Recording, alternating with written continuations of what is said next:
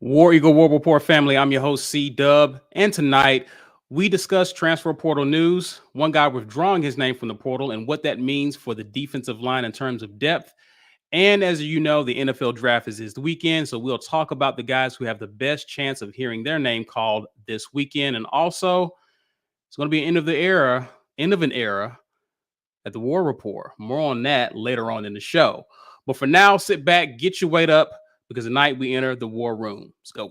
You are now listening to the War Rapport. Wednesday night War Room. Brought to you by AuburnSport.com. Ike Jones. B. Will. C. Doe. Mike G. Let's go!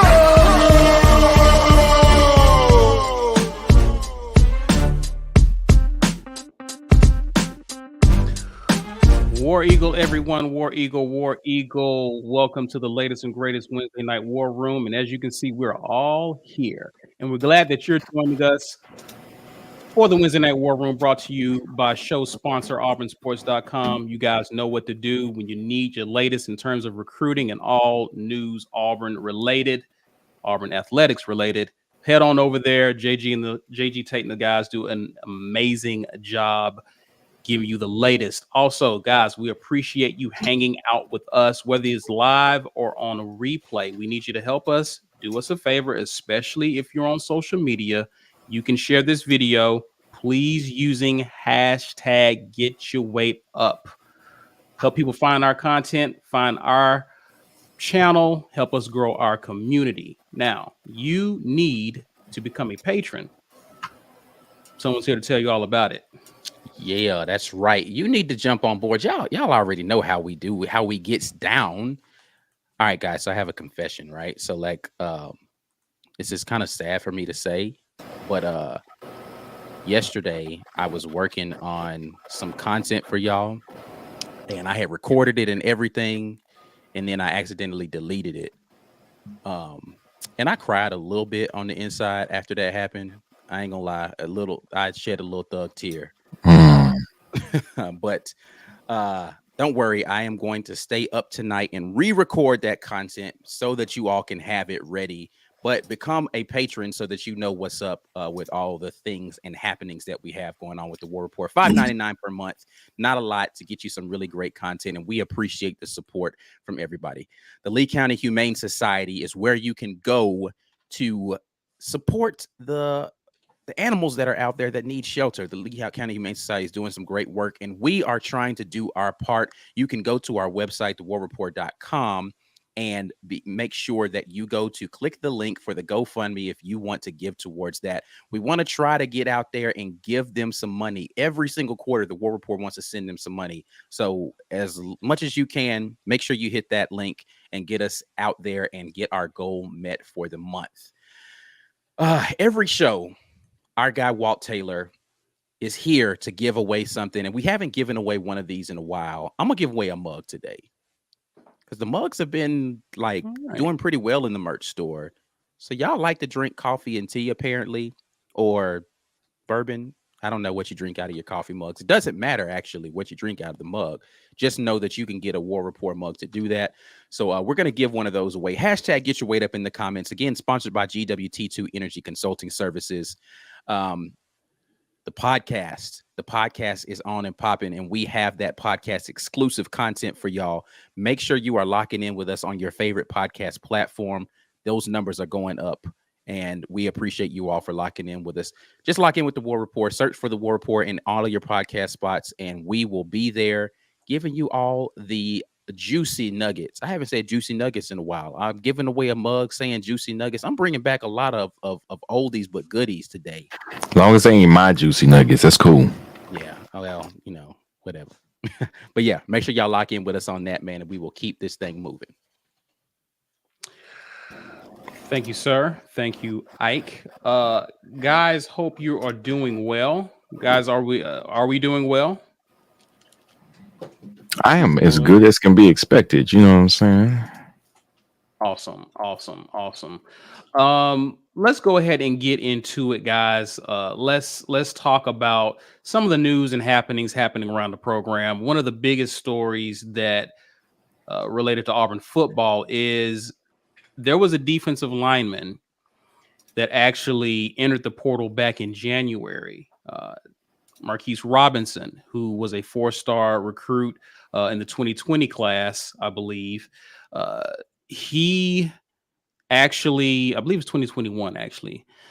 He is returning. Harsin reported on Tuesday that he will rejoin the Tigers this summer, and that will definitely help to bolster some of the roster numbers and the depth concerns that people had. We knew this defensive line was going to be pretty good with some guys returning, but the question was depth because we had a lot of guys leave in the offseason, entering the portal, going elsewhere. So him returning is kind of a big deal. And let's take a look. Let's take a look at how this defensive line will look going into summer and fall. Of course, we don't know if anyone else may enter the portal. They are doing player evaluations right now. So to be determined on that. But as of now, here's what the numbers look like. Won't call out all of the linemen, but you can see them displayed here.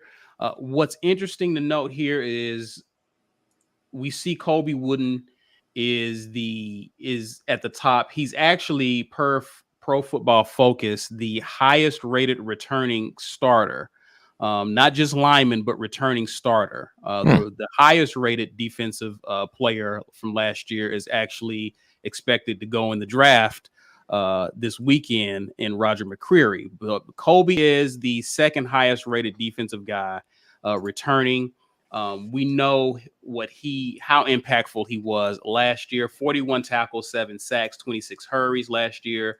A person who I find it interesting who is returning but didn't really grade out well was Marcus Harris. He was a big guy, came over from Kansas, played a lot of football, but didn't grade out particularly well. But he did add on some weight in the strength and conditioning program this off season. I expect to see what he does in year 2. Marquise Burks, of course, we got guys like Thanos, Jason Jones, the transfer, Zeke Walker, who haven't heard a lot of people talk about. But when we look at the current roster, when we look at who we have returning, guys, how good do we feel about this defensive line? And in your personal opinion, how good can this defensive line be in 2022? B. Will, I will start with you, sir. Without having seen Jeffrey Mba's impact on defensive line, because I have not seen him play football. We know he played on the junior college level. We know that Jason Jones played at Oregon, but I haven't seen Jason Jones. So we lost some, but we gained some. We gained some guys who seem to fit the bill as far as physique and experience, but we haven't seen them play. We haven't seen them play under whatever's going to be different about this system, and we also haven't seen them play under the tutelage of our current D-line coach, Coach Brumbaugh, who, by the way, Auburn football posted a little video of him doing some coaching. I feel better about Brumbaugh. It's not like I was ever like. I was about to say you didn't feel good about him at some point. I didn't know. I just knew that Nick Eason was by all accounts, a great coach and great recruiter, and we lost him. And I didn't know anything about Jimmy Brumbaugh. But watching Jimmy Brumbaugh coach makes me feel like, okay. I've seen some clips of dudes coaching, and it's like, come on, get after it. And all you're doing is yelling. It's like, all right, so I'm not so sure about this position group. But no, I mean, I felt like it was a getting through and actually giving instruction and talking to him and connecting with him while he did it. And I think that's a big part of coaching college ball. So he seemed to have that. So I'm encouraged by that. But still, there's a lot we don't know about this group. New coach, new group. Even though the DC may run the same system, he's not Derek Mason. So he may want to do some different things with the D-line. So I am interested to see how it's going to shake out on the D line, but I honestly expect everything to be better because the guys who are coming back, Wooden and Marcus Harris. I think Marcus Harris was talked a lot about how quick he was in fall camp last year, but now he's got some weight and some power to go with that quickness. And on the inside, that could be killer, man. You can get around that guard real quick, direct line to the quarterback, man. I'm excited to see what he can do.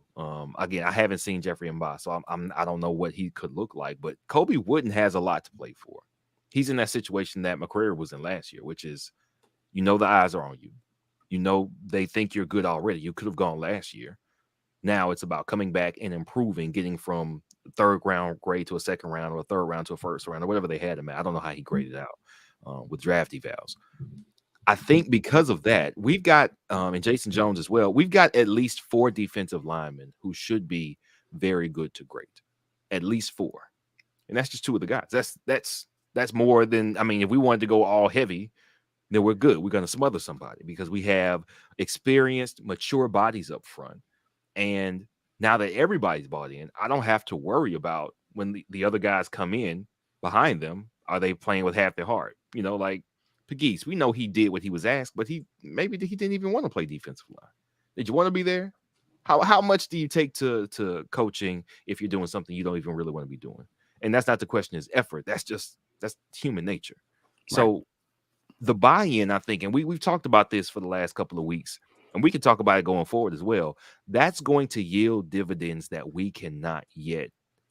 We can't add that up yet. We don't know how much everybody who is here wanting to be here is actually going to improve their play, improve how well they take to coaching, and how well they play together. Oh man, Ike said something I remember from the show right after A-Day. He said, being on the field, seeing there, it was really something to see how much they were all celebrating each other's success. Yeah, when we scored, when something positive happened. And man, it's really, I am nothing but excited. I'm close to sunshine pumping. I'm really close because I'm banking on that buy-in and the experience doing a lot more for us than people who think we're only going to get 5 wins next year.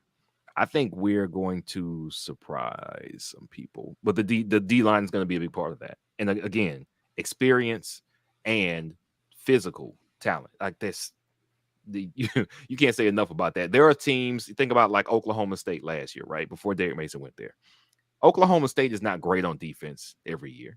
You know why they were great on defense last year? Because they don't get this stellar 5-star talent. They get 2, 3, maybe some 4-star guys. And by the time most of them are upperclassmen, everybody's been there long enough, bought in, and experienced enough to be great. They're going to have 1 or 2 pieces go high, and the rest of them are just going to, maybe they get drafted, maybe they don't. But that's what happens when you have an experienced unit, stay together, physically get better and stronger every year you're in college without a whole bunch of changing around. That's what can happen. And we've got those guys. Now, they haven't been in this system that long, but we are due and we are primed for a breakout year, especially mid-year when everybody starts figuring out what's supposed to be what. I think we're going to be scary.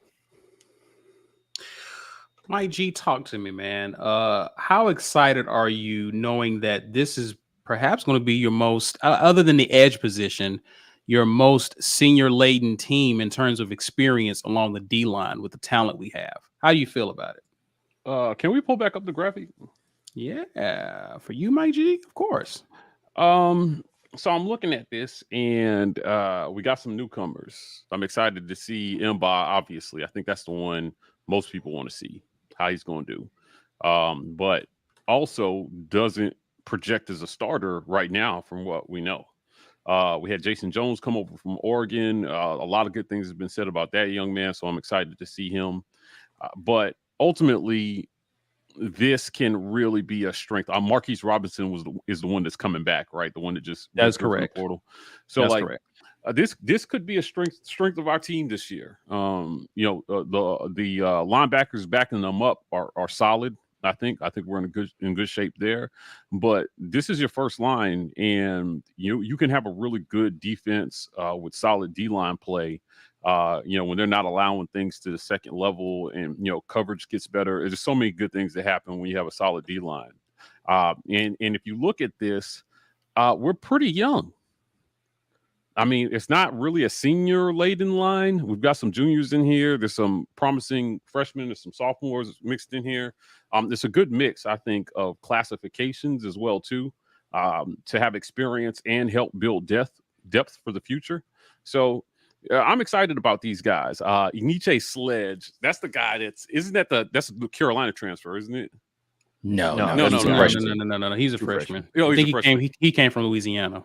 Mhm. Oh no, wait, yeah, we recruited Sledge. I'm sorry, but Yeah, like the Carolina guy's a linebacker. yeah, the name threw me. But I'm just really excited about this group. I think that this defense played really well last year at times, like extraordinary last year at times, based on what they were up against in certain situations. And then going into next year, man, life just gets so much easier when you can. Will this group be able to pressure the quarterback with 4 down linemen?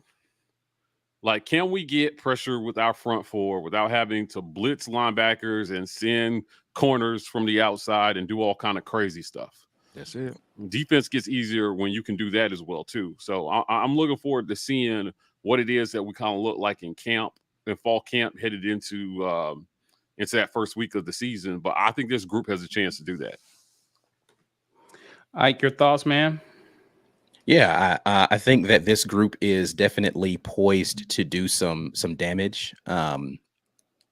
What this group indicates is we should be stout against the run, man. Like, look at these guys. Like, Right. 261, excuse me, looks like the smallest dude on this group. And he's a redshirt freshman. And Kobe Wooden at 284, though he comes in towards the bottom of the list in size, he plays with power. Him and Marcus Harris, man. I've been doing a lot of evals trying to get this stuff ready for the drafts. And I was looking at tape. I was going through looking for tape on Jacoby McClain and Tony Fair. And I'd be dogged if I didn't just keep seeing Kobe Wooden and Marcus Harris flash every time I started looking at the front seven, man. And I was just like, God, they're so good. Like, they weren't perfect last year. They were getting swallowed by some blocks every now and then, missing some stuff that they should have seen. But good Lord, man, they were making plays consistently up front. And another year of them, if they're healthy the entirety of this season, and if they just get a little better, they're going to be a problem, man. They're going to be a huge problem in that front four, man. Good grief. And then that's not even to talk about what we have coming off of the edge, right? Like this doesn't even include edge rushers, right? And like Derek Hall was amazing last year. And, you're going to have another year of, what's your other guy? 55. Eku Leota is going to be a year better. He's going to get more snaps this season. Like, I don't want to get too hyped too early. I'm not predicting shutouts like Mike G was last year. But what I am saying is this defensive line can be really good. They can be really good. They've got the experience. They've got the talent. They've got the coaching. If they anchor this defense the way that they are capable of, it's going to be a problem for a couple of teams next year, right? Like, the issue that we had last year outside of offense against Georgia was that we just got tired, right? Same thing with Mississippi State, same thing with Alabama. We just got tired. We can probably rotate guys pretty consistently with this group and nobody get tired and not have a significant drop off in skill. So, yeah, man, I'm looking for a heavy productivity from that group because they've got some studs. Not to be too sensational here, but how close to 2019 good can this line be in your opinion? Ooh, 2019. How close? I'm not saying better or even this on the same level. How close to 2019 can this squad potentially be? I saw Derek Brown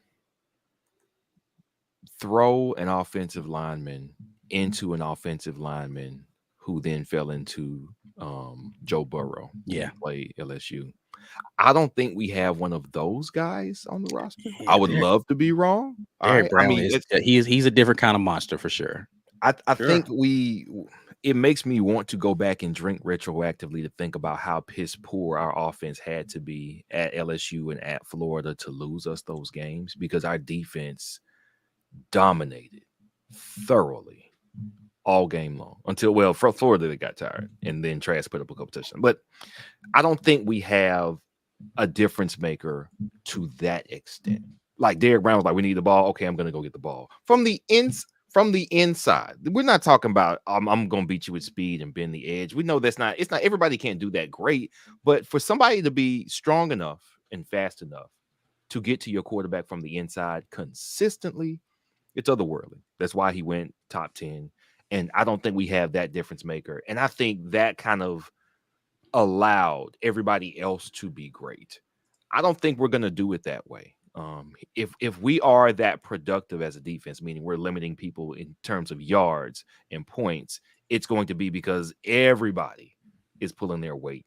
Yeah. I think if you take DB and Marlon Davidson off that defense, then we probably look significantly worse. And That's I don't not think even that's a going to be question. the case. That's not Yeah. even a question. We were 20. I mean, you take them off, it was 2020. Yeah, exactly. You saw what our defensive Exactly. line looked like in You 2020. got 2020. I mean, the entirety of our defense was significantly worse without those two on it, just because you don't have to worry about. So, man, I don't want to bag on nobody, man, but good. Again, I'm watching tape, and I put on the tape with Tony Fair, and I'm watching him getting swallowed by some offensive linemen and getting run over a little bit. And that's one of the things too, like with just some of the other guys that we had playing interior, like forget Tony Fair. You talk about JJ Pegues playing on the line, man. He was getting bullied in situations, one-on-ones and double teams. And what you have to be able to do. So this is where, like, you look at the productivity of Derek Brown and you say, he didn't have the numbers of some of these other guys who are like edge rushers.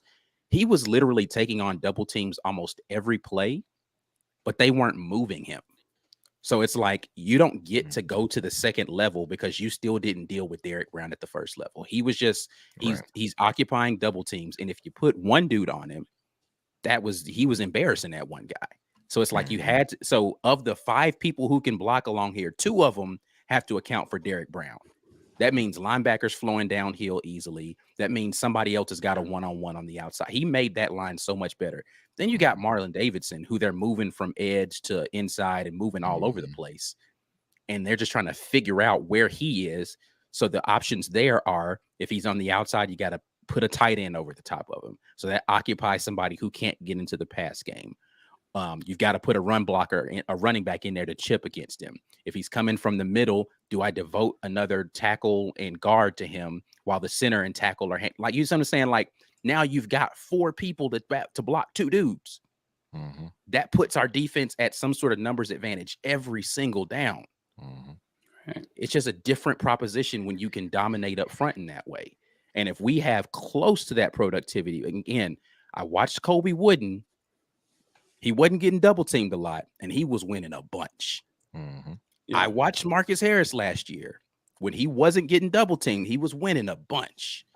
And I'm like, hey, y'all might want to account for them in y'all game plan next year, because those dudes could be real. So if Tony Fair's replacement actually plugs up the middle, which they say Jason Jones is a brick wall in there. Like he gets in there and does not get moved. and I guess that's what, because you're talking about, of course, you're talking about a different type of system with this team than what we had in 2019. Mm-hmm. Some of these guys are being asked to do some things differently. But if you have guys who are difficult to block, like a Kobe, like a Marcus, and you have that guy, you have that true stopgap in the middle, mm-hmm. which again allows our linebackers to play free, right, and just play downhill. I'm seeing some special productivity in the front 7. Yeah, it could get scary. So definitely something to look forward to, guys. If you're watching, you're letting us know live, but if you're watching on replay, we want to know your thoughts in the comment section, guys. How special can this defensive line potentially be? 2019 was pretty doggone special. I'm not saying they're going to be that good, but how good can they be We definitely want to hear from you guys. Let's get to some comments, and we appreciate you guys who are watching live, who are commenting, especially the super chats. We'll get to those. Thomas, good to have you on with us. Good evening, War Rapport family. So looking forward to this season when the sports writers print that we're going to stink. That is when Auburn shines. War Eagle to the fans who are long and steady. War Damn Eagle fan. Don't fall for it. Mhm. Don't fall for it. They're trying to get the clicks. If you click, you fell for it. Yeah, that actually makes me comfortable when they start telling us we're gonna be bad. I like that. That's been happening for quite a while. Like we were in college when people have been talking us down, and it's just been the opposite. I do look forward. When we live up to expectations, and like they say we're going to be good, and we're actually good. That would be nice. That's what I'm looking for. It's almost like when they give us. It's almost like when you get that top 10 ranking, and you're just like, oh, no, here we go, right? But I am looking forward to us living up to it when they say we're going to do good. I don't want us to live up to expectations this year because they're right. They got us expected to do really bad. So yeah, we're staying the course for sure. Black Jesus. Hey B, Will, you missed out on some talk about Jimbo Fisher. Had me rolling every time you talk about him. Yeah, that loser. Let's see. I want him to win the West one time. Just win the West, just one time, please, sir. With all your national championship experience, just win the West once, please. Loser. Okay. Stuart Donald says, as of 5:30 today, there are only 2 uncommitted O linemen in the portal. Chris, not going to do it. And a 3-star offensive tackle from UT. And Jonah Miller, a 4-star from Oregon. Thoughts on our chances of landing him? I haven't heard of us. Really... I don't know that we're going after either of them. Yeah. This is another one of those things where if we don't attack every 4-star lineman in the portal, everybody starts freaking out about recruiting. I understand that people feel like our offensive line needs help. I think that our coaches feel like our offensive line is super experienced, and they're going to go into the season understanding the scheme even better, and they're going to be good. So I don't know that they're aggressively going after the O linemen that have been in there. They went after a couple of them early, I think. And then they got into spring camp and saw what they had, and they were like, I think we're going to be okay. We've got some injuries out there. Once these guys get back, I think we'll be fine. I don't know that we're gonna even attempt to get either of them. Yeah. I agree, but let me ask you this: do you at least look at someone for next year? So that's a good question. What's the eligibility left on either of those 2 guys that are in the portal? I don't know the answer. I don't answer that. Yeah. So that'll be the only reason I'm looking, because I think you're set. Everyone comes back healthy. You're set on O-line. I would think you have productivity is yet to be seen, right? Like you're set as far as numbers for sure. I don't know how productive that group can be, but yeah, I don't know that they're really even making any aggressive pushes for any O linemen in the portal right now. Yeah. Brian Hansher says, enjoy the Robbie Ashford interview and respect his attitude towards getting coached. Mike Ike, you guys want to speak? I wanted to kind of mention this anyway, so I'm glad this came up. Your thoughts on interviewing Ashford and just his excitement or his attitude after spring?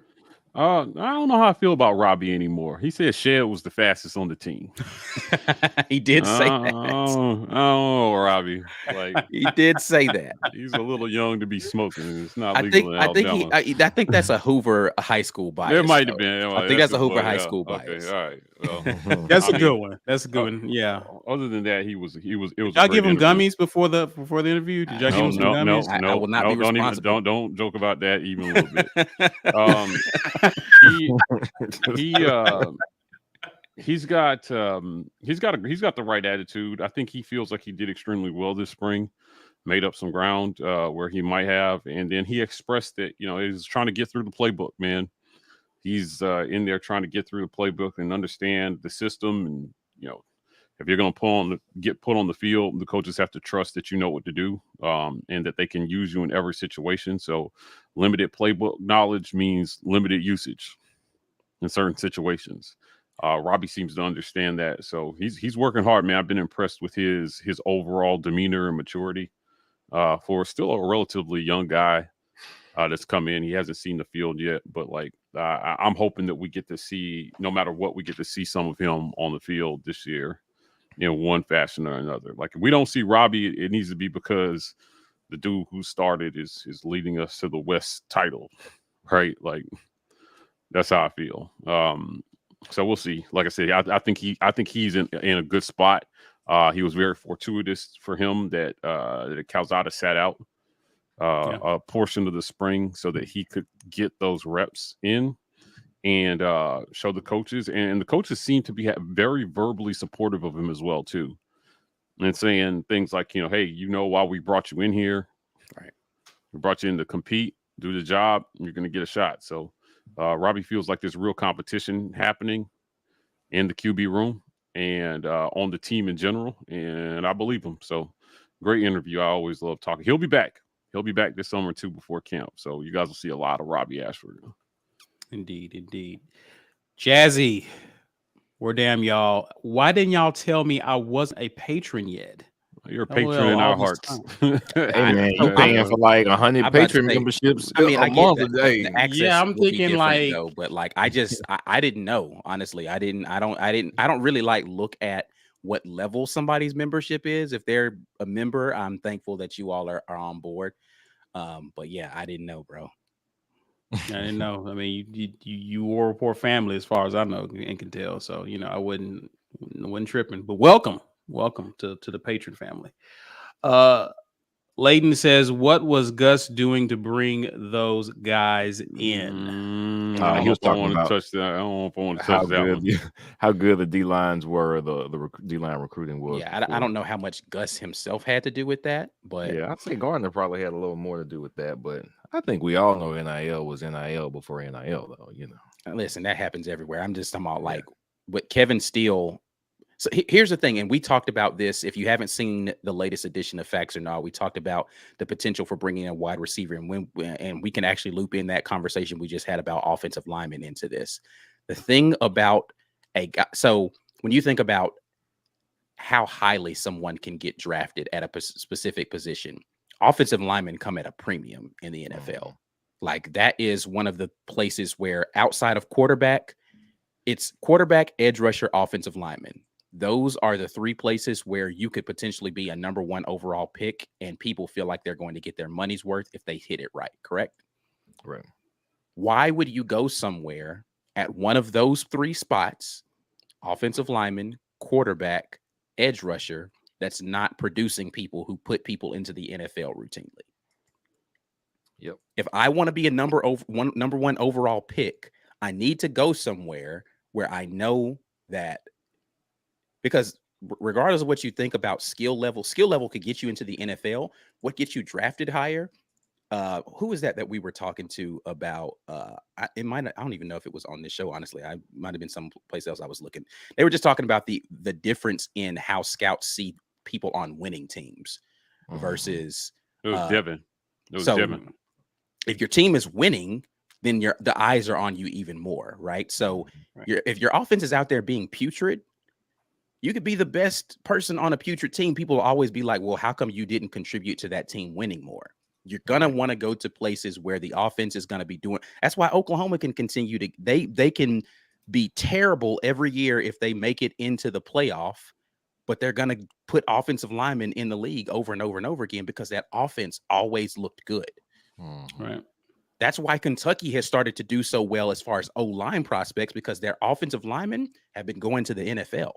That's why Bama always gets top recruits on the offensive line. Georgia, top recruits on the offensive line. They put people in the league.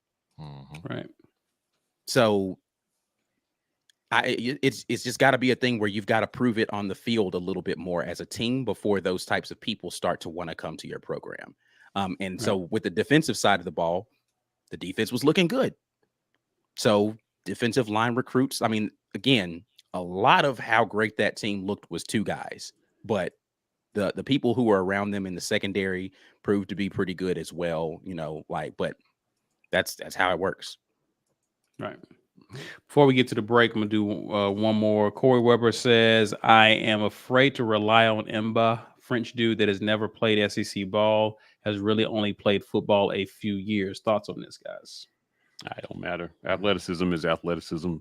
There's lots of guys. I don't know that we rely on him though. Like I think he's going to be in the rotation if he can play. I think we have enough good guys that they're not just going to force him onto the field if he can't play. I don't think he projects as a starter right now. Even I think he's going to be a really good depth piece, and then if he turns out to be good, he'll get more playing time. Yeah. But he is a physical presence. For sure. And they're going to rotate a lot. I mean, no matter who our defensive coordinator has been since 2013, it's been like a staple that we rotate a lot of guys on defense.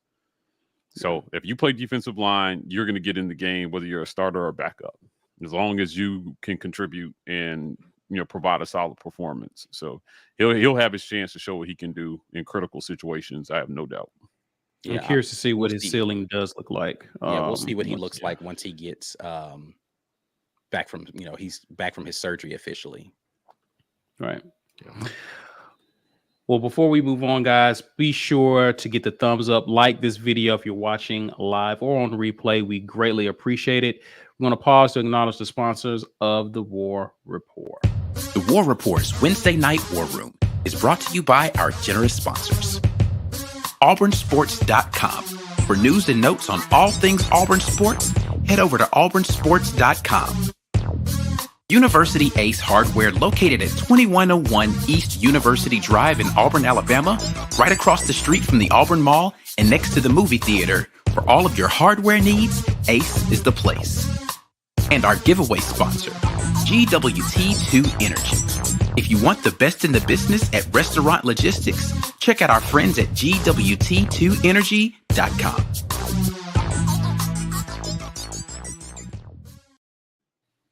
Yo, y'all know what y'all need to be doing. Come on board as a patron. Patrons get all the good stuff, and you can be like Jazzy and be a patron and not even know it, man. I'm just kidding. Like Jazzy, man, we appreciate everything you do, bro. Like we appreciate all of our members, but definitely appreciate the patrons. We want to continue to give you guys the best content we possibly can. So make sure you're on board. We've got some great stuff coming up this summer for you to whet your appetite with great Auburn content. We have the best, and that's not biased speaking right there. It's facts. We ran a poll, and the poll said that War Rapport was the best. I only ask everybody on the show, but still, it was 100%. Lee County Humane Society is where you need to go to donate. Go to thewarreport.com. We have the GoFundMe there. Listen, man, we really want to try to give some money to this. So you all make sure, if this is a part of your passion and you want to help us give back to the people in the community that help the stray animals in the Lee County area, please consider donating through the War Rapport so that we can be a part of that mission, because it's something that's very close to us. We are doing our giveaway as normal. Hashtag get your weight up in the comments here. Sponsored by GWT2 Energy Consulting Services. Our guy, Walt Taylor, staying down with us. We're giving away the War Rapport mug today. Make sure you take it to work. And if you have Bama fans there, just make sure you drink something in their face with the War Rapport mug there and laugh a little bit. So make sure y'all are doing that. Of course, we are on all podcast platforms, giving y'all the hot fire like Dylan. The 5 best Auburn podcasts are War Rapport, War Rapport, War Rapport, War Rapport, War Rapport. And you can be part of the people who make sure that we continue to get the word out about this great podcast. Get those numbers up, get those listens up, and go support what we have going on there. Podcast specific content. So things that you will not hear on YouTube, you can hear over on the podcast. So make sure y'all are checking that out. Thank you, sir. And now this brings us to one of my favorite points of the show. We got a challenge on our hands, guys. Yeah. Welcome to another Jazzy Challenge. And by the way, Jazzy, it's not lame. It's only lame when we don't get it, but it's not lame. All right. Just know that. Where is he for a hundo? Now, We got some lifelines in the comment section. People are saying Arizona. Some people saying Cali. New Mexico. Some people put him on the west. You know, I see a South Dakota, Nevada, Arizona. He's in Utah. I'm thinking he's in Utah. Utah. My Ike, what you got? Man, I've only gotten one of these right. Let me see if I can channel my where is Jazzy? You better than me. Jazzy is currently located in Nevada. We got a Nevada. We have a you said Utah, Mike? Yeah, he's in Utah. Utah, Nevada. What say you, B? Not drinking. He's not drinking there, by the way. I think the Grand Canyon was a big grandstand. It's perpetrating. It's misdirection. On to you, Jazzy. I know where you at. I don't know where you at. I'm gonna say Georgia.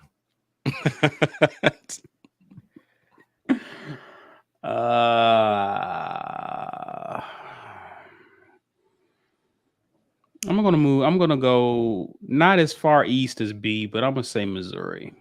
I'm gonna say Missouri. Well, we will see.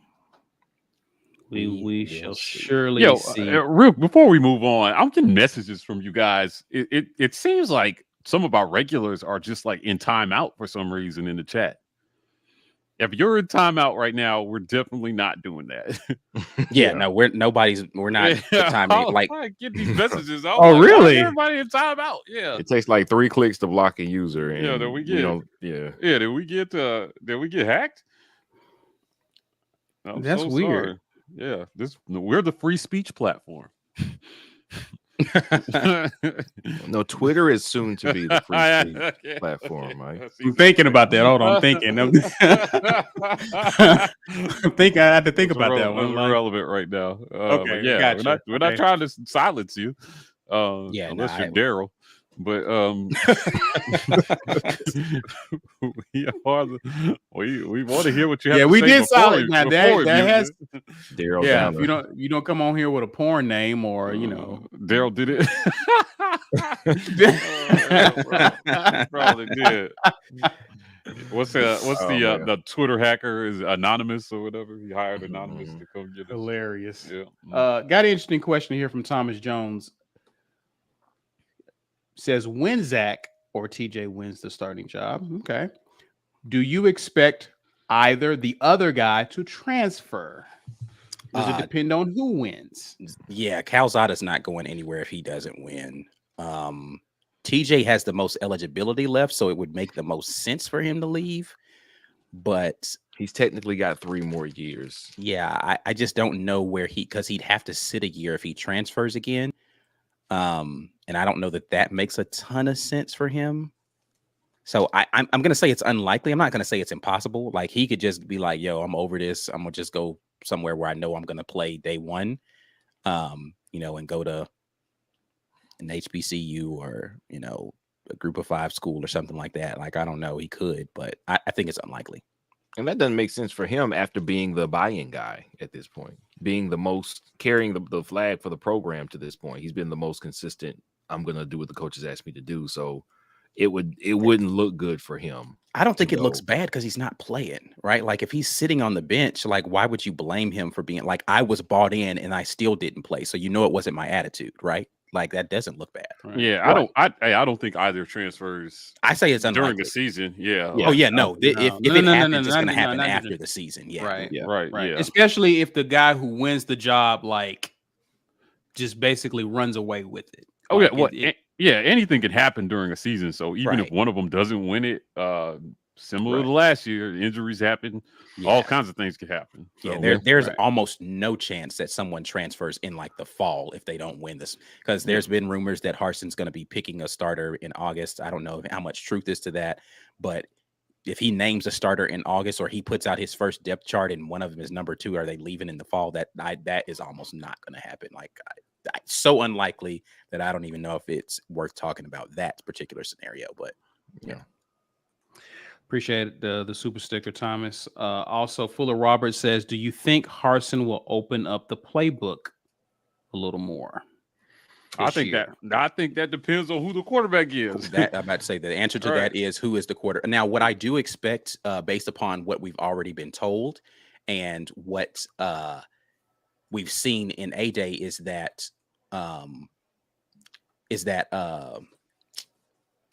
Tank is going to be involved in a lot more ways in the offense. They're going to try to basically force the ball to him in more scenarios. They're going to have him split out wide. They're going to try to get him in the place where people are saying, okay, this is an NFL caliber back, not just in talent, but in, talent level, but in skill and execution. So they got to show his hands. They got to show him blocking. They got to show him doing all the things.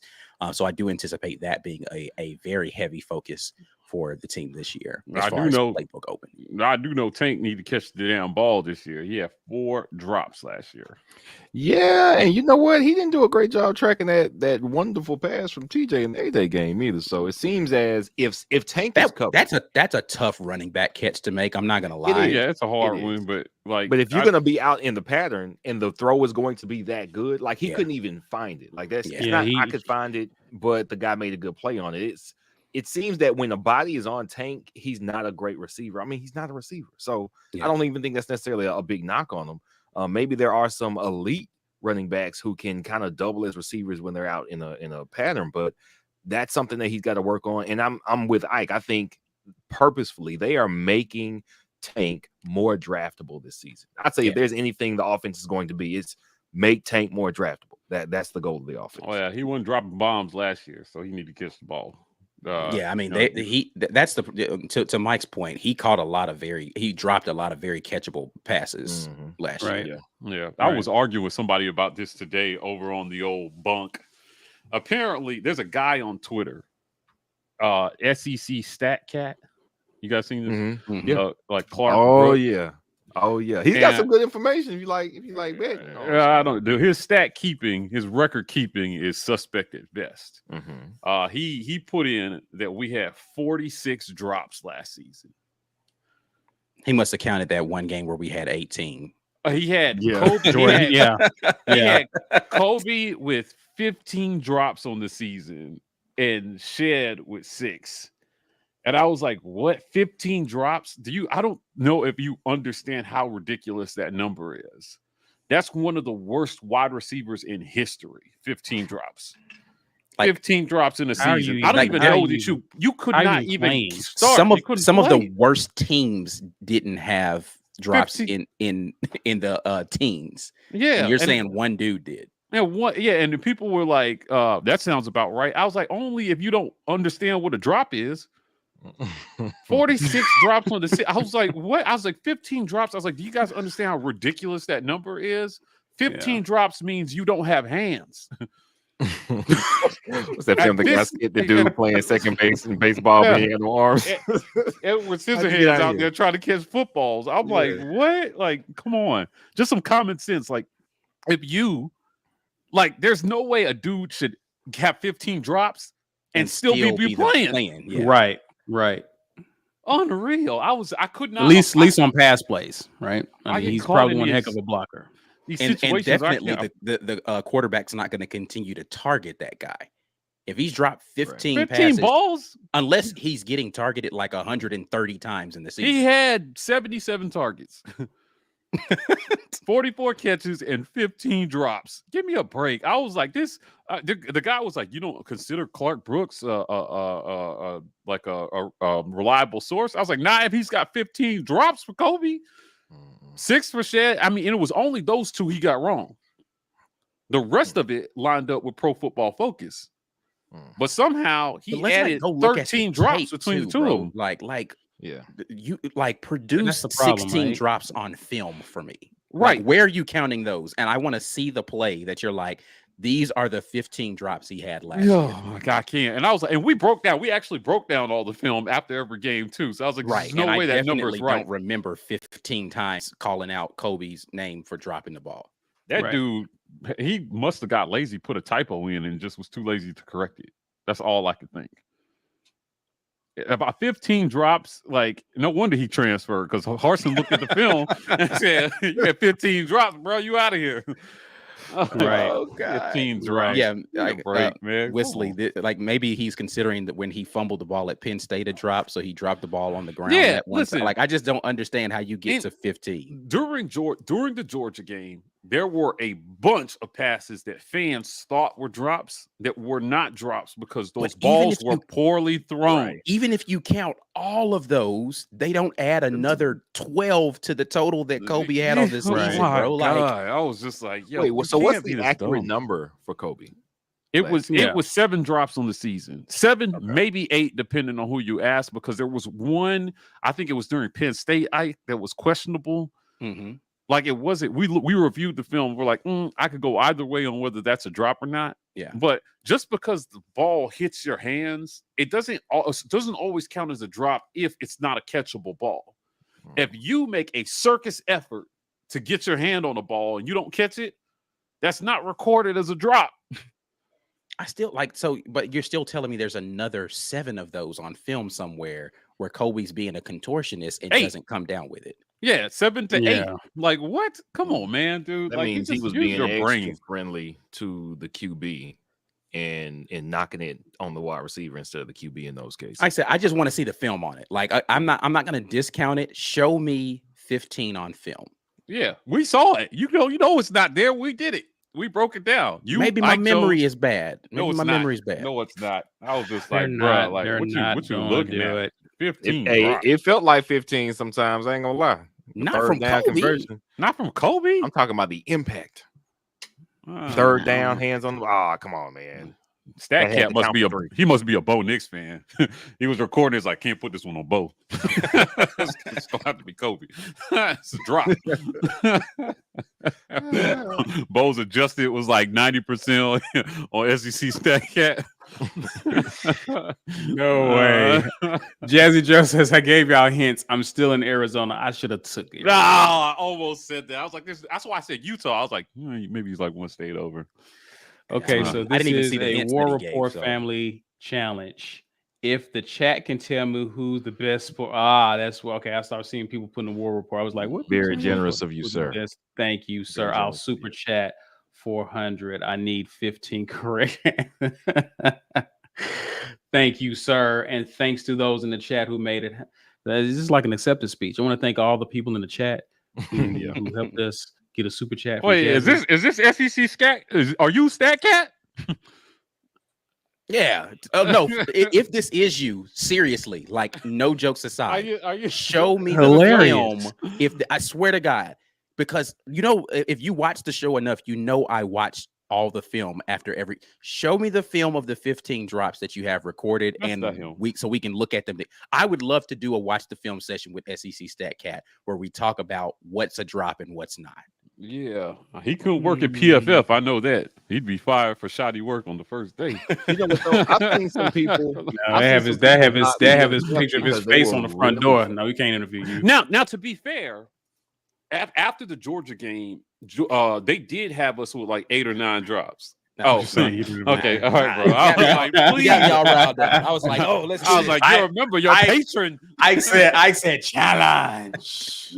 Patron. It's not a challenge. I just want to see, like, okay, let's see how you're coming up with your numbers. After the Georgia game, though, they did have us with a higher number of drops during that game, and in the days following, after they re-reviewed the tape, the number started going down once you take a closer look at some of those passes, and they weren't good balls, and enough of the percentage was on the quarterback that they ruled it. I know. There you go. He dropped it in warm-ups. There you go. I was like, what? Come on, man. This was the most ridiculous conversation. Hey, Jazzy Joe with the big time. Appreciate you so much, Jazzy, man. You are the man. Our guy. Yeah, man. Oh, and happy birthday too. I already sent it to you. Everyone in the chat. I don't know if you know. Maybe a lot of you follow Jazzy. Jazzy celebrated a birthday this week, so let's wish Jazzy a happy birthday in the comment section when you get a chance. Just do that for a brother. Appreciate it. Happy birthday, before we get to the giveaway, I do want to get the conversation started because we have the NFL draft. Seemed like it got here real quick. I mean, it always seemed like it's so far away, but the draft starts tomorrow, and I think it's a foregone conclusion. We're not expecting anyone drafted tomorrow, but perhaps Friday. I think that will be Roger McCreary. He looking at some of his stats, some of his info here. Pro Football Focus has him as the 59th prospect. He's ranked 9th at his position. And, you know, I was just reading some of what the scouts were saying about him. And it's a lot of things that we've talked about Roger, especially last year, especially doing film review. One of the things that they mentioned, which is obvious, is how physical he is and how well he is in press man, right? Mm-hmm. He can definitely be an agitator. But one of the things that they did mention that's a concern, and it's been kind of a consistent concern for the next level, is very short arms for a corner. And it makes it a bit of a concern playing press man on the outside. So if he goes to a team that plays press man, he's projected to play in the slot, is what they're saying. They're saying that, of course, because we know he didn't play a lot of this. He's not the most instinctive in zone coverage because he didn't play a lot of zone coverage. I mean, he played a lot of I wish press my man. daggone thing hadn't got deleted yesterday. I talked about all of this in my breakdown, bro. That's trash. That's a trash tape. I'm going with you. I'm going to you, Ike. Hold on. It's trash. Hold on.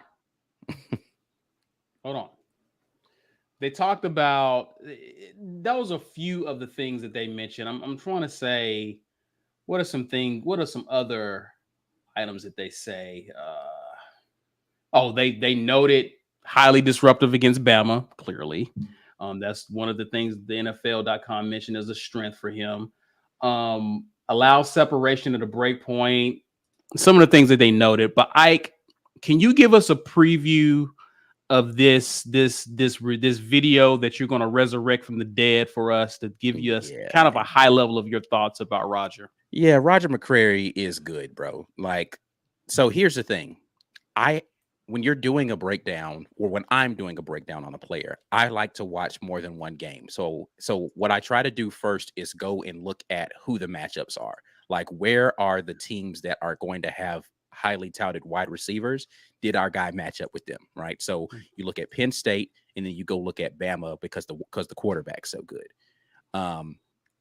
And you go and look at how they performed in those games. Then you go and just look at teams that throw the ball a lot, like Mississippi State. How does he perform in that game? And then you just randomly pick stuff to try to look. But I looked through film over and over and over and over again. And you know what I found? There weren't a lot of bad reps from Roger McCreary. So I don't want to hear all this stuff about where he struggled. Show me him getting beat a bunch. You can tell me about what his 40 time was. He ran a 4.5. You can tell me about his height. You can tell me about his arm length. Show me him getting beat a bunch. You can't find that tape. That's all I need to know. Can he play when you snap the football? The answer is yes. Now, there are some things he needs to work on, 100%. Show me him getting beat a bunch, though. So anybody saying he can't play in press man because he's got shorter, that's trash. Show me him getting beat. Show me him playing press man and getting beat. Is there a lot of that you think has to do with just the fact that they have a certain expectations for your measurables, and 100%. He doesn't meet it, and you make you'll make a conclusion. You'll make a conclusion of him based on his measurables. You can't show me the tape though. Show me that manifesting itself on tape, because I've watched some analysis on him talking about he's susceptible to losing in jump ball scenarios. Show me the tape. Where is he getting beat in jump ball scenarios? Because there are taller receivers than him in the SEC. There are good quarterbacks in the SEC. You don't think that they said to themselves, oh, we can't beat him on this and this and this route. We're just going to put a tall guy on him and put him in a jump ball scenario. Nobody was smart enough to think about that except for the evaluators on NFL.com. Right. He's been starting for 3 years. Show me the tape where it happened. You can't produce any tape of it. It's not a thing. Now, again, I'm not saying Roger McCreary is flawless. I'm saying he ain't just getting mossed continuously. PFF has 8 cornerbacks ranked in front of him. Right, number nine. But he was the highest ranked corner last year. Right. Corner Highest rated. highest graded. Rated. I'm based sorry, on the highest corner, graded. right. So, like, I don't understand that. Derek Stingley, I thought, was very underwhelming. They're He wasn't loving great. him, but they're loving him. He's I the mean, number one. He's the number one rated corner, right? Yeah. I know he had a ton of hype, but I thought he was very underwhelming last year. Maybe that's just me. I know his body of work in college is impressive, certainly, but for a guy who was like potentially preseason like a defensive Heisman candidate, like that's how they were talking about him. I just thought he was kind of underwhelming. Injuries played a part too, part of that hype. But yeah, I hear what you're saying. The 59th overall prospect. Rogers is going to be the first one we have off the board, right? Correct. For sure. I don't think McClain gets drafted before him. And the only other one who was at the combine was Smoke, and he's definitely not getting drafted. Man, before. guys, I was talking to Blackerby over at Locked on Auburn about this, and I was shocked, man. Like Zach felt like Jacoby might not get drafted at all. It's a possibility. It's a possibility. And I was like, definitely what? a possibility. Oh man, that blows my mind. And then I'd be shocked if he gets drafted before the 5th round. Yeah, I saw ranges from 5th to 7th. Right. That's what I got to, Mike. That's what I got to. But I think it's for the same reason. It's for the same reason Roger is projected to go in the 2nd. It's not because of his play. It's just because of measurables. And I know he didn't do particularly well at Pro Day in terms of his agility drills, but the film suggests that you got a gamer on your hands. Yeah, he's 4.69. You're on 4.69 40. Watch his tape. Again, and that's why I say 5th round. Like even watching the tape, I'm not looking at like a 2nd round draft pick. He's a tackling machine, but I'm not looking at a 2nd round draft pick when I look at Jacoby McClain's tape. But it's I just don't understand him not getting drafted. He's gonna have to play his way onto somebody's squad though. But yeah, 5th round I think is a steal for Jacoby. Yeah, that's he could just play. He gets to play ball, bro. Like one of the best tacklers in college football. Put the pads on and let him go play, and tell me he doesn't make a difference on your defense. Right. Yeah. Okay. But I would be shocked if anybody besides those 2 guys got drafted that are draft eligible. Broham maybe. You know what sucks about getting drafted that low too? He's going to get stuck on a crappy rookie deal. He's going to get stuck on a crappy rookie deal. He's going to be stuck with. He's going to outperform his contract, but not be able to renegotiate for a number of years. It's really going to suck. It costs him so much money. Yeah. But those rookie deals are still better than what we at the house. Yeah. Playing for the USFL. Yeah, man. Mr. ODR number 100. He says yours is his is tomorrow. Happy early birthday to you, sir. Thanks for tuning in and hanging out with us on your birthday eve, sir. Yep. Guys, let's go ahead and give away this mug. In case you guys don't know, or if you're late to the show, we are giving away a mug courtesy of GWT2 Energy Consulting Services. If you want to enter to win, simply put hashtag get your weight up in the comments, enter to win. Because Ike is the one drawing, you better hurry up. Yeah, I'm not finna wait around. Like you had all show to figure this out. Hashtag get your weight up in the comments. Unless you were in timeout, which again, we apologize. Hey, listen, I ain't got nothing to do with that. That's weird. Let's go. Let's see who's going to win this mug today. Win this mug. Who's going to win this mug? Milton Mitchell. Where you at, Milton? Gotta be present to win. Y'all know how we do it. Hallie says, can't wait to see where our guys go in the draft. Me either, man. It's going to be interesting to see. And again, you give these people like Jacoby this wide window. So I'm interested to see where he ends up going. I do expect him to get drafted, though. I think it'll be a sham if he doesn't get drafted in the draft for sure. Yeah, I listen, I can see a scenario in which he doesn't, but a late round draft pickup, getting Jacoby McClain for his product, because when you get into, fifth round stuff, then you start looking more at productivity than you do measurables, so you can find gems. And I think somebody's going to say, hey man, we're going to put this guy on the roster. But he will at least be an undrafted free agent, but I just think that that's crap if he doesn't get drafted, man. So some of y'all said Milton is in timeout.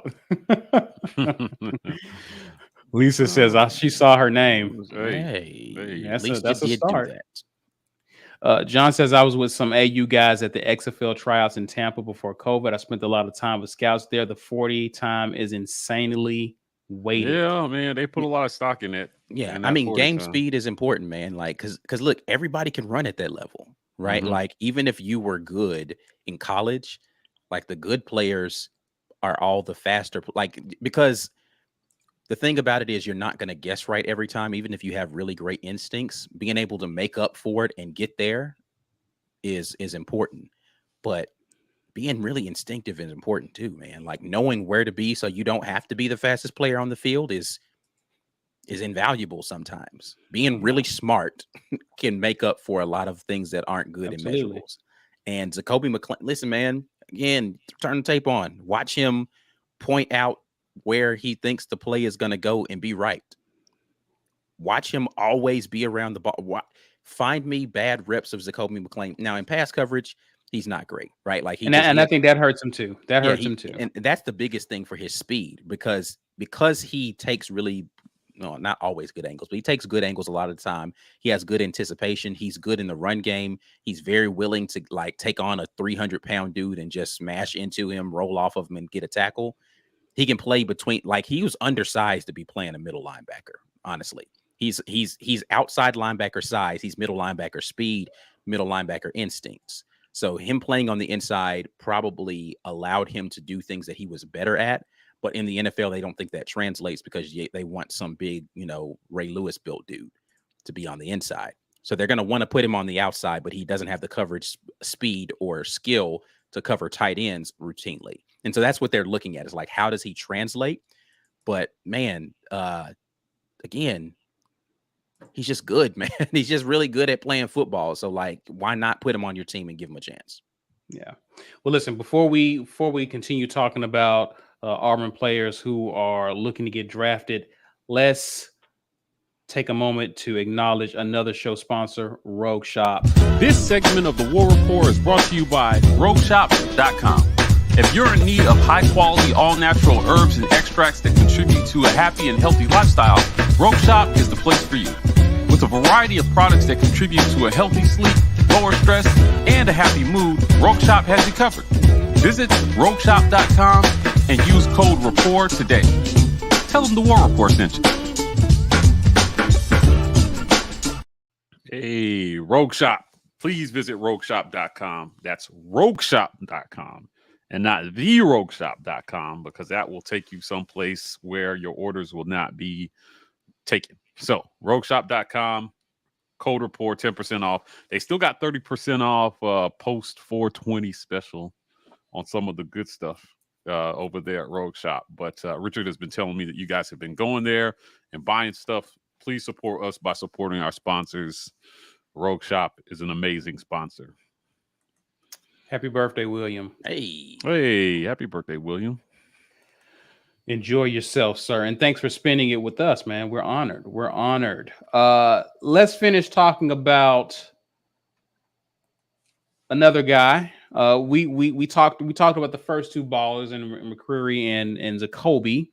Let's talk about Smoke. Now, Mike G, you and Zach was talking about him, and you guys were surprised at where he was projected. Now, I'm hearing later rounds. But what are you hearing, Mike G?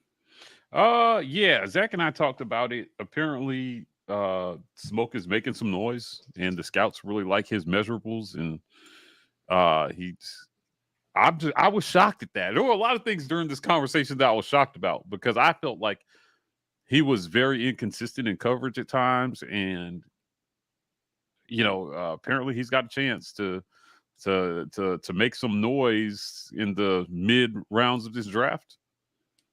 So I don't remember exactly where we were talking about him getting drafted. I just thought he was one of those guys that stood out a little bit to some scouts, and good for him. I'm happy for him. Yeah. I'm happy for him. I hope that at the next level, when he can focus on his craft full time, he could fill some holes in his game and really turn into NFL caliber safety. So I think one of the things that I heard that people were impressed with Smoke, besides just his willingness to be like an intimidating hitter, like he's a box safety, right? Like he's going to play the run aggressively.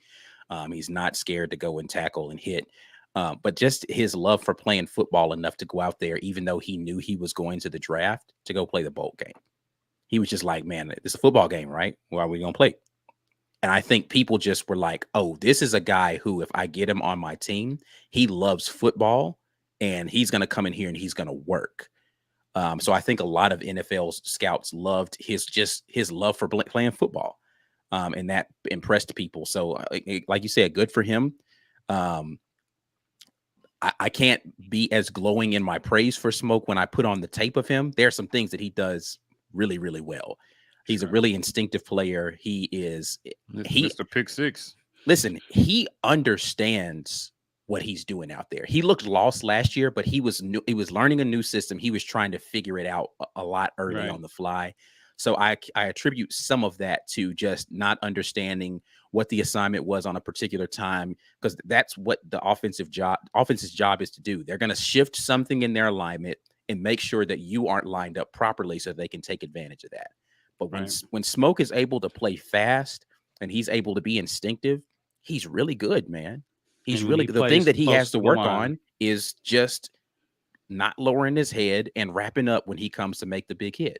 If he does that more consistently, you're going to get beat. Like, listen, again, I went on this whole rant about show me the tape. You're going to get beat at some point in time. You're going to guess wrong. You're going to line up wrong. You're going to get beat. But show me a situation where Smoke's not giving 100% effort. Can't find that tape. You can't find him taking plays off. That's one thing you will not find tape of. There are other people who have been in the past in Auburn uniforms where I could say, hey, listen, this dude take plays off every now and then. You ain't finding that type of Smoke nowhere. He loves playing football. He loves hitting. He loves being out there doing all of that stuff. So, yeah, if he gets drafted, man, more power to him. I think he can have potential to be a good player in the NFL with the right tutelage in the right system. There is a video on Twitter of a bull like hitting a guy up against the fence. And then a second bull comes in really, really late and just demolishes another dude. And the caption said the second bull is Smoke Monday. I was like, comes in with the late hit and just destroys a dude. I was like, oh man, that's not fair. Oh man, I just really wish he could have played more in Georgia games. You know, it just was like, he just picked the worst time to get. I mean, not that there's ever a good time for a targeting call, but those games were just awful. Corey, Milton messaged and said he wants to donate his mug to Lawrence, but I don't think Lawrence is going to accept it. No, you don't want it that way. Yeah, someone has already tried to donate it to Lawrence and he refused. No, man, it's the same, man. It spoils one. Much sweeter. So I don't want no donations. Yeah, but I didn't see Milton in here, so it looks like we're gonna have to draw again. Before we get to this second drawing, can we get to our announcement and then we'll do this drawing? My G. I'm not doing it. I'll do it. It doesn't matter. All right. So big news today, man. We teased it at the top of the show. This is a milestone, man. I don't know that we've ever done this in the history of the War Rapport. Hey, this is the first time we've done this. Yeah. So for the first time ever in War Rapport history, we are retiring a show, man. This is the last Wednesday night war room ever in the history of the War Report, man. This is the last Wednesday night war room we will ever. I should have had some like music or something for like the little like so yeah. Anyway, last Wednesday night war room in the history of the War Report, man. We appreciate you guys for being in here on Wednesday nights with us, man, and just staying on top of us and helping us to get through our weeks in this way, man. So yeah, it's awesome, man. We appreciate that. Yep. We're retiring. Y'all been amazing. Y'all been amazing too, man. Like I love y'all support. Y'all, I mean, yeah, it's been awesome. This last year and 4 months now? Yeah, man. Yeah. We got church on Wednesday nights now. So Mom said I had to get to church on Wednesday night. So yeah, so actually the church service that we're going to be attending is the new midweek rapport. So we're just rebranding it, guys. I got him. Yeah, we're rebranding to a new show for a lot of different reasons. There's a lot of other war rooms out there, and we're trying to differentiate our brand content. So the midweek report is going to be the new name and branding for this. So it's no longer the Wednesday night war room. Starting next week, it will be the midweek report. No, 22. And you know our guy Mike G has been in his bag, right? So I'm sorry. Did I cause panic in the comment section? I haven't been looking at it. 22. No, so no, 22 is being really flagrant. Make sure you cancel your Patreon membership if you go over there. But let's unveil what we got coming up, courtesy of our man Mike G. Here we go. The new midweek report starting next Wednesday.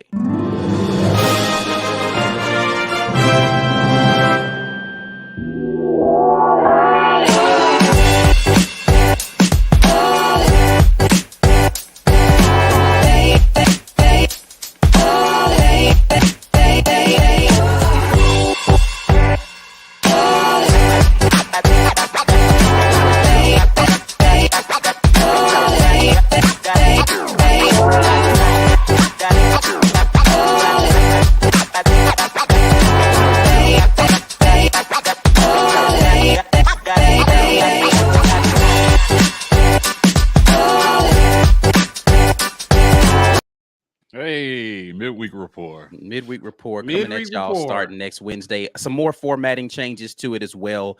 Again, man, we're just trying to continuously evolve as a content creation space. So we got y'all coming up next week with new content, new ways that we're going to attack being the best Auburn content providers on the internet, man. We're just going to keep doing that. So, yeah. And again, thanks again to you guys for just rocking with us through it all. We really appreciate it. Y'all are really the best. Y'all are the best family of the Auburn family, man. So God bless you all. And Riley, thanks for echoing our sentiment. There really are about 26 war rooms. Yeah, man. I mean, that's a real thing. Like it's brand differentiation is a big thing for us. And so I didn't want to have to fight for recognition. If you wanted to Google the war room, you'd have to wade through a bunch of other stuff. And so it's like, nah, we just want to do something a little bit different. So we're trying this out. You'll see how long this won't last, but we'll rock with it for a minute. Hopefully y'all enjoy the changes that we're making. Jazzy, bro, I was about to Jazzy said, pull up. Oh my goodness. Oh man, Jazzy was like, I want a refund. He's like, I just got my Patreon membership for this. Yeah. I gotta tell you guys. So, like, I mean, if you guys know the history of Mike G, I did a hype video way back in 2004 that used to play before the games, and part of moving toward doing this full time is being able to do creative stuff for the channel. And if you guys didn't know, our channel is 100% produced in-house. Yeah. Between the four of us, we have all the graphic and musical and technical skills to pull together the editing and the graphics that you see. But shout out also to our guy, Lance Daw, Yeah, Like he's the definitely a only big help. like non-show host that helps on the show with graphics and things of that nature, social media. But yeah, we're highly blessed to be able to produce this show in house, and because we don't have to pay somebody to do creative things for us. We can do creative things consistently, but in large part because you guys support and watch, that definitely helps. So, thank you to our community. Yeah. So, Yeah, and I know some of y'all are asking, about the time change. When we recently went to 7 Central Time, 8 Eastern. Mike is on the East Coast, guys, and we still on our day jobs. And so once we run over, Mike is up late, and so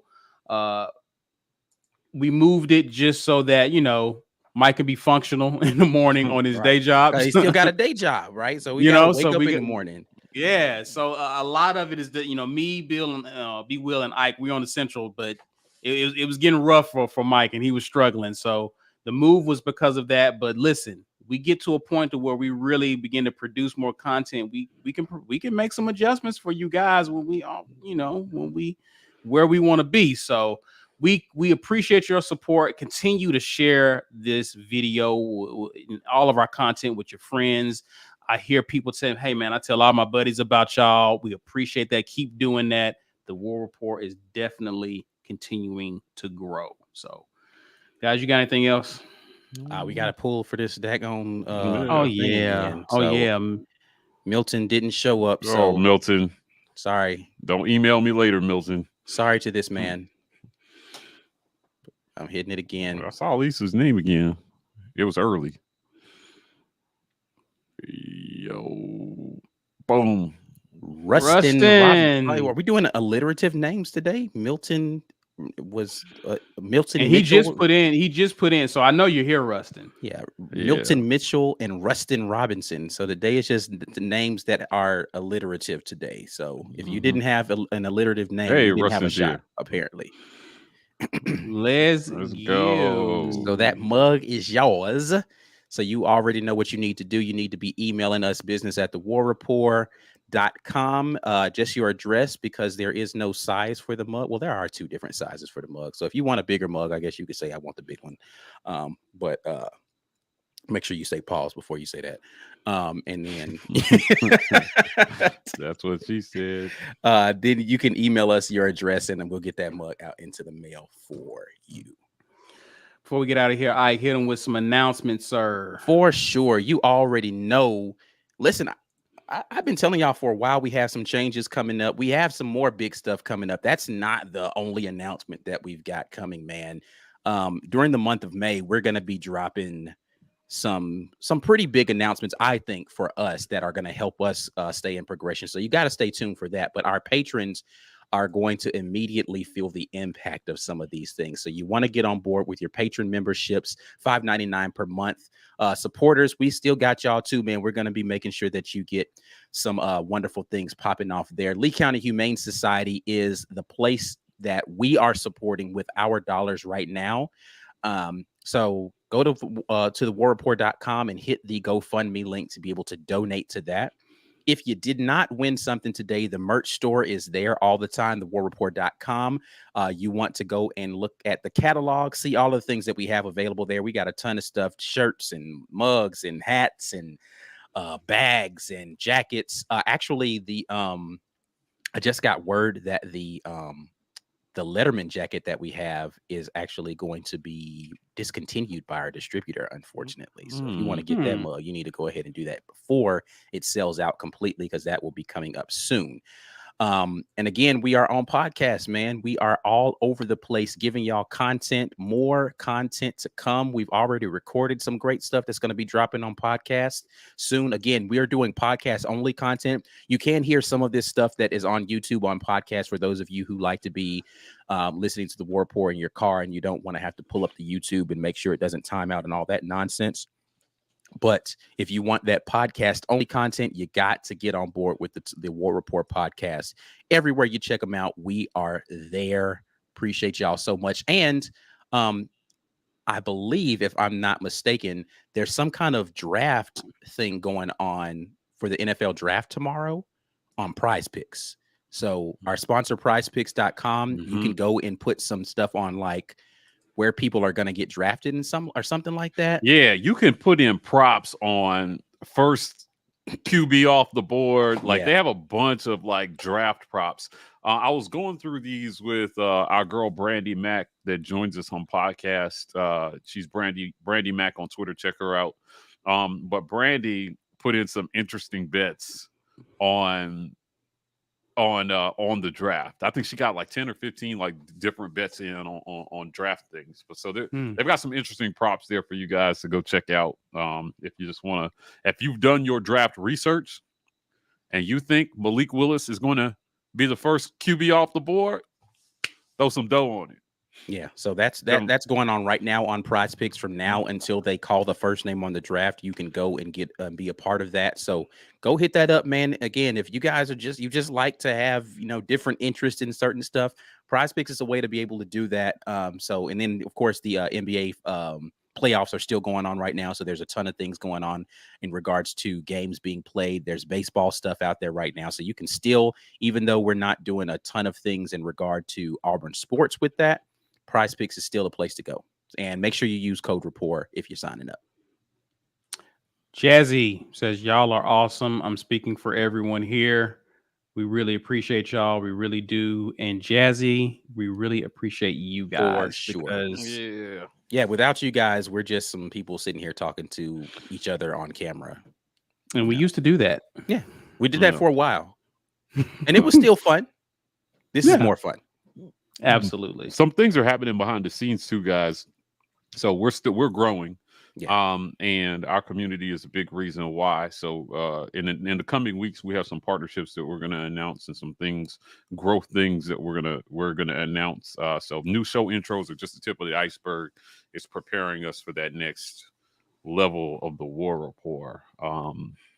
I've been checking out other shows, and I'm really happy with some of the things. Guys, go check out our podcast.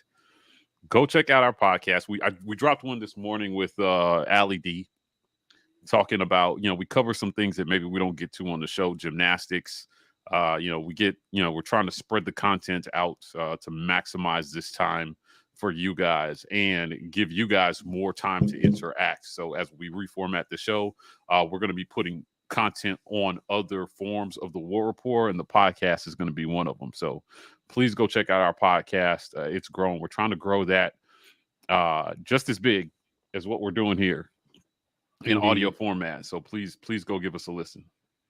Indeed. And again, Mike, just reminiscing, you remember when we talked about football every day straight all last year? Oh my goodness. Now we've talked about gymnastics, basketball, and even introduced a bit of baseball on Facts and All this week. We did with Blackerby. By the way, you guys, go check that out. We released that this week as well, so on YouTube, guys. So we definitely appreciate your support there. Guys, if you're watching live replay, you know what to do. If you're on social media, do us a favor. Share the video, guys. Share it anyway. Even if you shared it already, do it again. Hashtag get your weight up and help people find our content. Be sure to smash that like button, guys. We appreciate all engagement, comments, likes. They're all appreciated. Just do both of them. You can find us on Twitter, Instagram, pretty much everywhere except TikTok at The War Rapport. And if you're a TikToker, you can find us at The War Rapport on TikTok. That's it for now, guys, but we will definitely see you this weekend. We're going to close out by popular demand. Hopefully you're still here, John, because you requested it twice. I saw you. We're going to exit with our new intro. As always, War Eagle, y'all. Outro with the intro. Pretty much.